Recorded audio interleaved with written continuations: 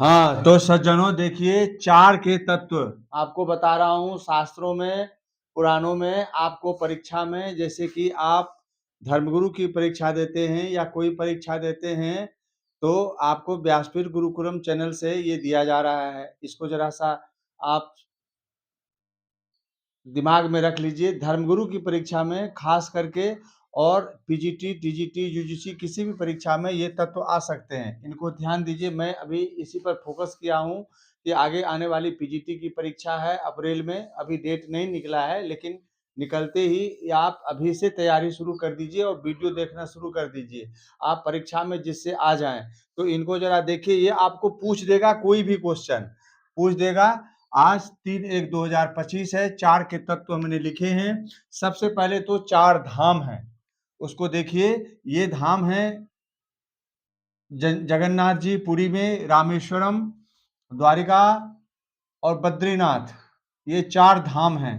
और इन्हीं चार जगहों पर भगवान शंकराचार्य ने चार मठ की स्थापना की थी। पूर्व में जगन्नाथपुरी है, यहाँ पर गोवर्धन पीठ की स्थापना हुई थी। और दक्षिण में रामेश्वरम है, लेकिन रामेश्वरम में नहीं, श्रृंगेरी में श्रृंगेरी पीठ की स्थापना हुई थी।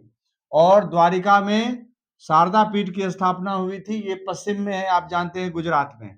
और ज्योतिष पीठ बद्रीनाथ में, भद्रिकारण्य में ज्योतिष पीठ ये स्थापना की थी। ये उत्तर में पड़ता है। तो चारों दिशाओं में ये चार मठ हैं। ये हमको पूछा गया था धर्मगुरु में। ये शंकराचार्य ने चार मठ की स्थापना की, हाँ कहाँ की थी, मेरे परीक्षा में आई थी। तो धर्मगुरु की जो तैयारी करते हैं उनके लिए भी ये है। अच्छा देखिए, ये चार प्रकार के भक्त भगवान ने गीता में कहे हैं। आर्तो आर्तो जिज्ञासु अर्थार्थी ज्ञानी च पुरुषर्षभ। आर्त माने दुखी, जिज्ञासु जो जानने की इच्छा करता है, अर्थार्थी जो पैसा कमाना चाहता है। सेठ बनिया सब अगरबत्ती, एक अगरबत्ती से एक महीना बुझा बुझा के ले जाता है, तो वो पैसा कमाने के लिए अगरबत्ती दिखाता है। तो ज्ञानी, ज्ञानी जो है ज्ञान के लिए भगवान की अर्चना करता है। तो ये चार प्रकार के भगवान के भक्त हैं। इसी प्रकार से युग भी चार हैं। देखिए यहाँ मैंने लिखा है, संक्षेप में लिख दिया है ताकि ब्लैक बोर्ड पर जगह नहीं है। तो ये युग भी चार हैं। सतयुग, त्रेता युग, द्वापर युग और कलयुग। वर्ण भी चार हैं, ब्राह्मण, क्षत्रिय, वैश्य और शूद्र। ये चार वर्ण हैं।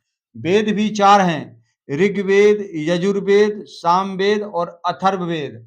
और वेद के भाग भी चार हैं, संहिता, ब्राह्मण, आरण्यक और उपनिषद।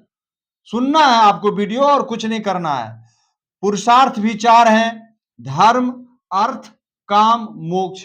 आश्रम भी चार हैं, ब्रह्मचर्य, गृहस्थ, वानप्रस्थ और संन्यास। ब्रह्मचर्य आश्रम, गृहस्थ आश्रम, वानप्रस्थ आश्रम और संन्यास आश्रम। इसी प्रकार से सेना भी चतुरंगिणी होती है। रथ की सेना, गज की सेना, हाथी की सेना, घोड़े की सेना और पदाति माने पैदल सेना। ये चार प्रकार की सेना भी है। चार प्रकार के उपाय भी हैं, जिससे किसी को, दुश्मन को समझाया जाता है। वो है साम, समझाना, दाम, पैसे से खरीद लेना, दंड, उसको दंड देना, और भेद माने फूट डालना। ये साम, दाम, दंड, भेद, ये चार भेद हैं, उपाय हैं। चतस्रो वयो अवस्था, आयु की भी चार अवस्था होती है। क्योंकि अवस्था स्त्रीलिंग है, इसलिए चतस्र दिया गया है, ध्यान रखिएगा। बाल्यम, कौमारम, यौवनम और वार्धक्यम, बुढ़ापा। ये चार अवस्थाएं होती हैं जीवन की। और अवस्था जो होती है आदमी की जीवन बिताने की, वो भी चार होती है। जागने की अवस्था, स्वप्न, सपना देखने की अवस्था, जागृत, स्वप्न, सुषुप्ति माने सोना, और समाधि माने तुरीयावस्था, वो होती है एक। ये तीन चार अवस्था होती है।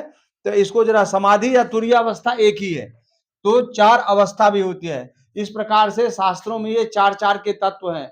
और भी यदि आपको कोई मालूम है तो आप कमेंट दे करके जरूर बताइए, आपका स्वागत है। और मुझे इतना तो संक्षेप में पता है, और ये वीडियो छोटा है, इसलिए इसको आप लोग जरा सा व्यासपीठ गुरुकुलम चैनल को सब्सक्राइब कर देना। ये तो मेरा कहना फर्ज बनता है, चाहे आपको बुरा लगे या अच्छा लगे, ये तो जरूरी है। राधे राधे।